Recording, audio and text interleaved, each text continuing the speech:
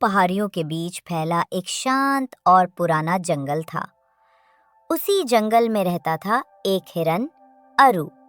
वो शांत, मासूम और बेहद जिज्ञासु था। उसकी आंखों में हर वक्त एक चमक रहती थी। उसी जंगल में एक कौवा भी रहता था, कारी। कारी थोड़ा चिड़चिड़ा, थोड़ा मजाकिया, लेकिन दिल से बहुत सच्चा था। करी के एक पंख में कभी शिकारी का फंदा लग गया था। वो जिंदा तो बच गया, लेकिन उड़ने की ताकत हमेशा के लिए खो बैठा। एक दिन वसंत की सुबह अरु ने उसे झाड़ियों के नीचे घायल पड़ा देखा। कारी दर्द में कराह रहा था। अरु चुपचाप उसके पास बैठ गया। उसने कुछ नहीं कहा, बस साथ बैठा रहा। उस दिन से दोनों की अनोखी दोस्ती शुरू हुई। अरु उसे खाना लाकर देता, ताजी पत्तियां, जामुन और पानी। कारी हर बार कर्कश आवाज में कुछ न कुछ बोल देता, लेकिन दिल से वो भी अरु से जुड़ गया था।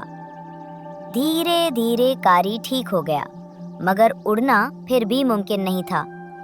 तब अरु ने उसे अपनी पीठ पर बैठाकर जंगल की सैर कराना शुरू किया। कारी उसे ऊपर से दिशा बताता, जैसे कि वो अब भी उड़ रहा हो।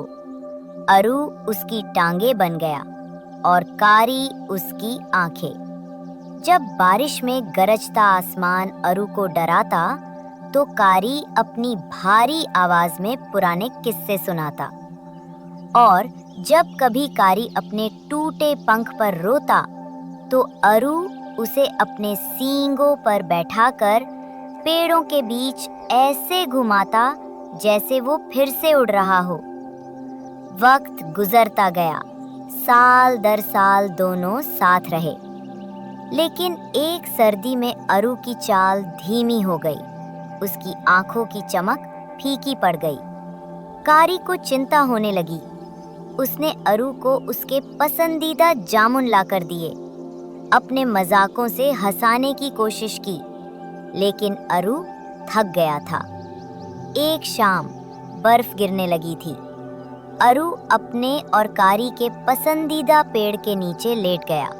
वो पेड़ जिसमें हमेशा एक पीली पत्ती सर्दियों में भी रहती थी।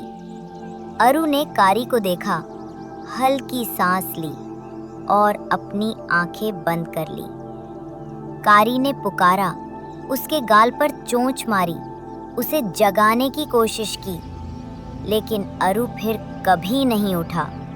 कारी कई दिनों तक उसके पास बैठा रहा। उसकी काली पंखों पर बर्फ जमती रही, पर वो हिला तक नहीं।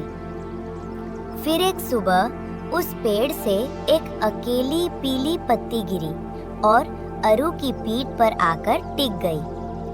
कारी ने पत्ती को अपनी चोंच में उठाया और अपनी बची हुई ताकत से उड़ते हुए पास की नदी में जाकर छोड़ दिया। वो देर तक उस पत्ती को बहते हुए देखता रहा। उसकी आंखों में आंसू थे, मगर वो रोया नहीं, बस इतना कहा, धन्यवाद अरु। उस दिन के बाद हर वसंत में उस पेड़ पर जानवरों को एक छोटा सा घोंसला मिलता, सुनहरी पत्तियों से बना हुआ। उसमें एक टुकड़ा होता जिस पर एक हिरन और एक कौवे की आकृति उकेरी होती। कहते हैं वो कारी की श्रद्धांजलि थी, उसकी याद कि इस जंगल में कभी दो जुदा आत्माओं ने एक दूसरे को पाया था, प्यार किया था और कभी सच में जुदा नहीं हुए। सीख: सच्ची दोस्ती के लिए ना शब्द जरूरी हैं, ना रूप, ना पंख, बस एक सच्चा दिल, समय और साथ चाहिए। और जब दोस्त चला भी जाए, उसकी यादें हमेशा हमारे अंदर जिंदा रहती हैं, कभी चुप्पी में, कभी आंसुओं में और कभी किसी पेड़ की आखिरी पत्ती में।